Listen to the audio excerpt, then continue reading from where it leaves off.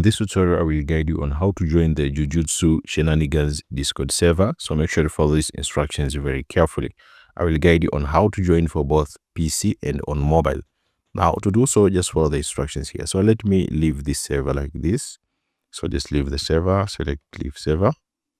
Now, to join this, it's very easy. Select here on the add server. If you're on PC, select here, join a server. Now type this, which is there, and then ZS, exactly like this.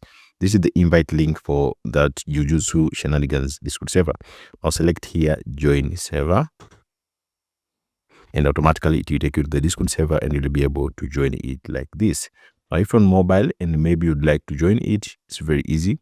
Go to your favorite browser, any of your browser, and just type this discord.gg like this / the ZS like this.